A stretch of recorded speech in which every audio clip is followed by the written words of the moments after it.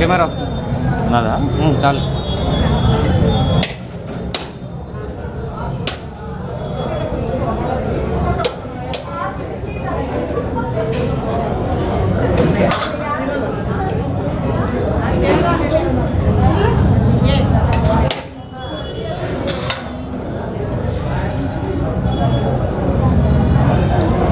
దయచేసి అర్థం చేసుకోండి. మన పోలీస్ శాఖ వారు కూడా ఈరోజు ఒకసారి మనం గుర్తించుకోవాలి. 14-19లో రామరాజ్యం ఉండింది. ఆ రోజు ఏది కావాలన్నా కూడా ప్రజలకు ఇబ్బంది లేకుండా చంద్రబాబు నాయుడు గారి నాయకత్వంలో పూర్తిగా అభివృద్ధి కార్యక్రమాలు, అనేక కార్యక్రమాలు కూడా ఈ డివిజన్లో చేశారు. ఇక్కడ ఉండే వాళ్ళంతా కూడా పేదవాళ్ళు, చాలామంది పనులకు వెళ్ళేవాళ్ళు, డైలీ వేజెస్కి వెళ్ళేవాళ్ళు. అలాంటి ఏరియాలో మా టైంలో 6,20,00,000 పెట్టి ఈ డివిజన్లో ఉండే అభివృద్ధి కార్యక్రమాలన్నీ కూడా మనం చేశాం. ఈ 5 సంవత్సరాల్లో ఇంకా 2-3 నెలలు అయిపోతే 5 సంవత్సరాలు అవుతుంది. ఏదైనా ఒక్క పని జరిగిందా అనేది కూడా మనం అడుగుతున్నాం. ఒక్క పని చేసేదా కూడా అడుగుతున్నాను.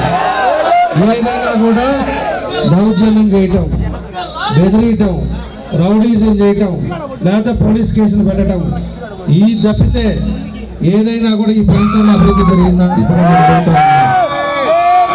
ఈరోజు 4 సంవత్సరాల 9 నెలలు అయిపోతే ఇప్పుడు 25,000 మందిని పట్టాలు ఇస్తాము, దానికోసం అది ఇస్తేనే వస్తామని చెప్పి పోయి హైదరాబాద్లో కూర్చున్నాడు ఎమ్మెల్యే.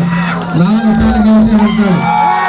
అదేవిధంగా ఆయన మంత్రిగా 2 సంవత్సరాలు ఉన్నాడు అంతకుముందు ఈ బోర్డులోనే. ఏదైనా కూడా చిత్తశుద్ధి ఉండి ఎవరికైనా పేదవాళ్ళకి పనిచేయాలి, వాళ్ళకి పట్టాలు ఇవ్వాలి, లేకపోతే ఏదైనా చేయాలి అంటే ఆ టైంలో ముఖ్యమంత్రి బంధువు అంటాడు, నేరుగా ఇంట్లోకి వెళ్తానంటాడు. 1.5 నుంచి అపాయింట్మెంట్ దొరక్క హైదరాబాద్లో కూర్చో అన్నాడు.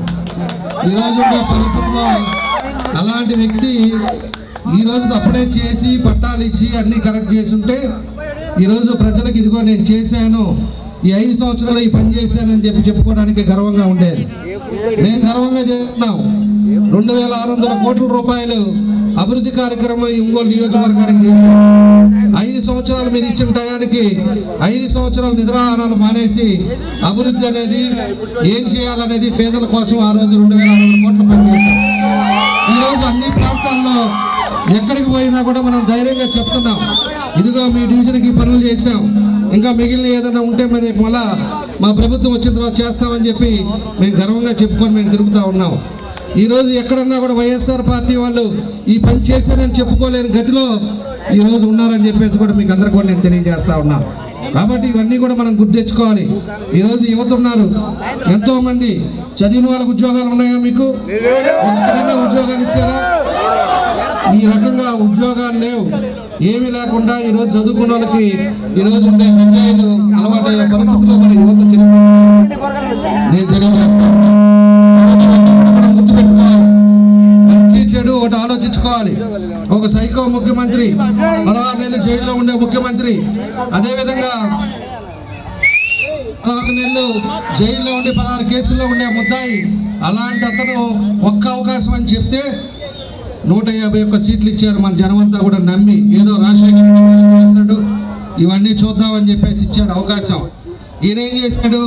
11 లక్షల కోట్లు ఈరోజు ఈ రాష్ట్రానికి అప్పు తీసుకొచ్చాడు. అప్పు తీసుకొచ్చి ఈరోజు ఈ రాష్ట్రాన్ని సర్వనాశనం చేశారు.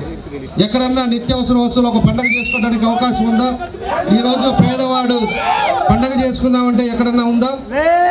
ఎక్కడ కూడా అన్నీ కూడా నిత్యావసర వస్తువులు, గ్యాస్ రేట్లు, పెట్రోల్ రేట్లు, డీజిల్ రేట్లు, కరెంట్ రేట్లు ఒకటన్నా లాస్ట్కి చెత్త ముఖ్యమంత్రి చెత్త పన్ను కూడా ఇచ్చే ఎక్కడా లేని ముఖ్యమంత్రి ఎవడన్నా ఉన్నాడు అంటే ఈ ముఖ్యమంత్రి అని చెప్పి కూడా నేను తెలియజేస్తా ఉన్నాను. కాబట్టి ఇలాగా వ్యవస్థ ఇలాగ అయిపోయింది. 25 సంవత్సరాలు వెనకపోయాం. ఇవన్నీ కూడా మీరు గుర్తుపెట్టుకోండి. అవతల ఇంకా చాలా కార్యక్రమాలు ఉన్నాయి. నేను మళ్ళా వస్తాం, తప్పకుండా మీ అందరినీ కూడా కలుస్తాం. ఈరోజు ఈ సైకో ముఖ్యమంత్రి ప్రవర్తన వల్ల, సైకో మంత్రి నియంత్రణ వల్ల, ఒక ఫ్యాక్షనిస్ట్ పరిపాలన వల్ల ఈరోజు మన జనసేన అధ్యక్షులు పవన్ కళ్యాణ్ గారు కూడా ఈరోజు తెలుగుదేశంతో చంద్రబాబు నాయుడు గారు ఇద్దరు కలిసి ఈరోజు ఏమైనా ఇలాంటి ప్రభుత్వం పోవాలి, ఇలాంటి రాక్షసుడి పాలన పోవాలి, ప్రజలు ఇబ్బందులు పడుతున్నారని ఇద్దరు కంకణం కట్టుకొని ఈరోజు రేపు ఎలక్షన్లో ఇద్దరు కలిసి తిరిగే పరిస్థితులు ఈరోజు ఉన్నాయని చెప్పి కూడా మేము తెలియజేస్తున్నాం. కాబట్టి ఇలాంటివన్నీ కూడా మీరు అర్థం చేసుకొని తప్పకుండా కూడా ప్రతి ఒక్కరు రేపు రాబోయే రోజుల్లో ఒక సమర్థవంతమైన నాయకుడు రావాలి. సమర్థవంతమైన నాయకుడు పరిపాలన వస్తేనే ఈ రాష్ట్రం బాగుపడుతుంది.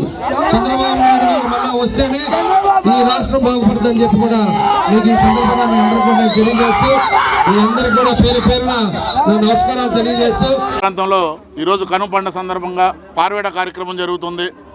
ఈ కార్యక్రమానికి తెలుగుదేశం పార్టీ, జనసేన పార్టీ నాయకులు, కార్యకర్తలు అందరూ కూడా కలిసికట్టుగా పార్వేటాన్ని చాలా విజయవంతంగా ఈ పండగ వాతావరణాన్ని తీసుకెళ్తున్నారు.